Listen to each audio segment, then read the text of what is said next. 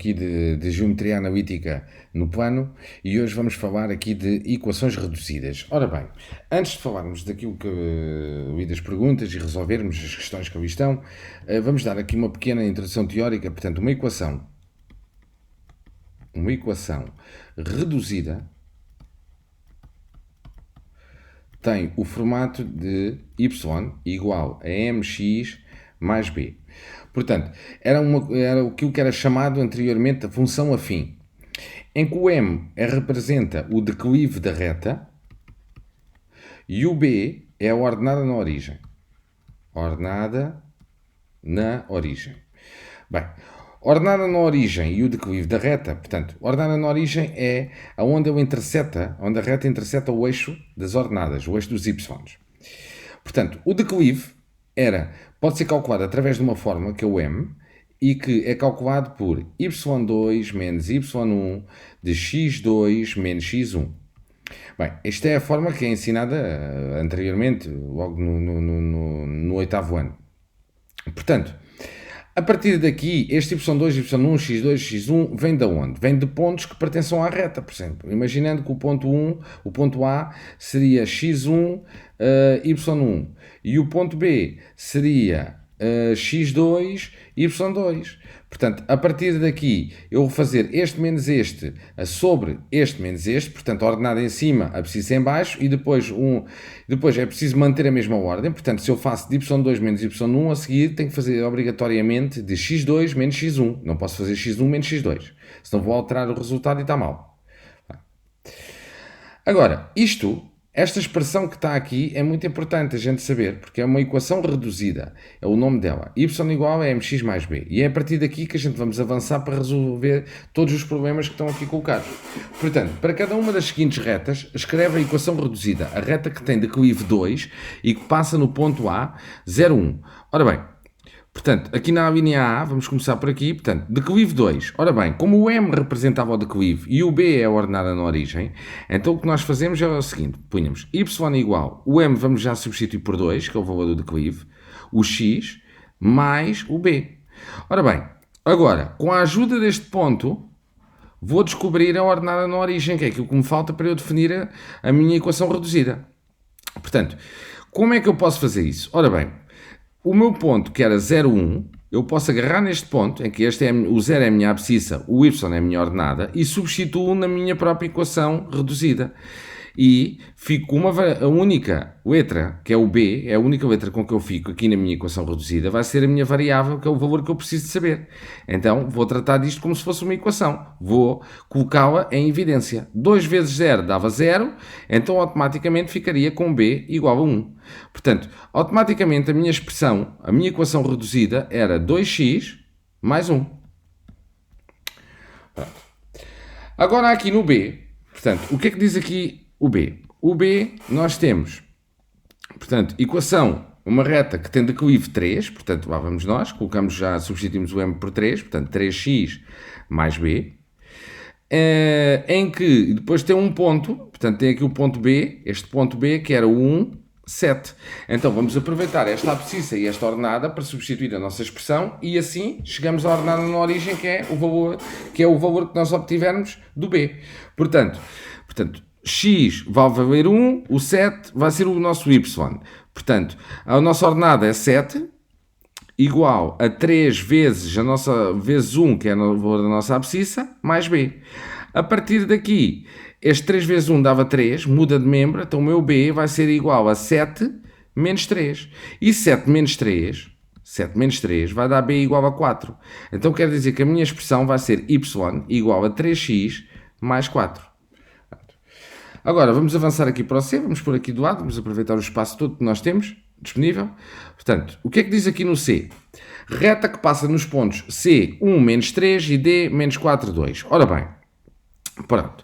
Então aqui temos aqui uma situação em que eles dão-nos 2 pontos, portanto temos o ponto C, vamos passar para aqui, que era 1 menos 3, e o ponto D, em que tem de coordenadas menos 4, 2. Portanto, a abscissa e as suas respectivas abscissas e ordenadas respectivamente. Pronto. A partir daqui, como nós sabemos que a expressão da equação reduzida está cá em cima, que é este y igual a mx mais b, bem, aqui eles nem sequer nos dão o declive. Então vamos ser obrigados a calcular o declive com a ajuda destes dois pontos. E agora sim é que vamos utilizar a tal forma que eu tinha salientado inicialmente lá em cima, que era o tal y2 menos y1 de x2 menos x1. E este m, que é o meu declive, então o y2 seria, por exemplo, o meu 2, menos 3, que era o y1, sobre o x2, que seria do ponto D, por exemplo, não, teria que ser do ponto D, porque tinha começado como y2 do ponto D. Portanto, tem que manter a mesma ordem. Menos 1. E agora, resolvendo isto, portanto, menos com menos dava mais, 3 mais 2, 5.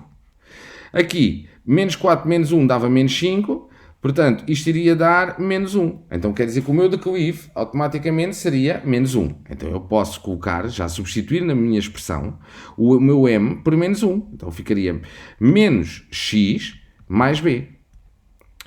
Automaticamente, eu agora preciso, na mesma, de saber ordenar na origem, porque ainda não tenho a expressão completa. Então, com recurso ao ponto C ou então ao ponto D, posso substituir, respectivamente, a minha abscissa e a minha ordenada e descobrir o ponto B. Vamos escolher aqui o ponto C. Por exemplo, 1 menos 3. A abscissa, portanto, seria 1, ordenada menos 3. Então, coloco aqui menos 3 igual a menos 1 mais B.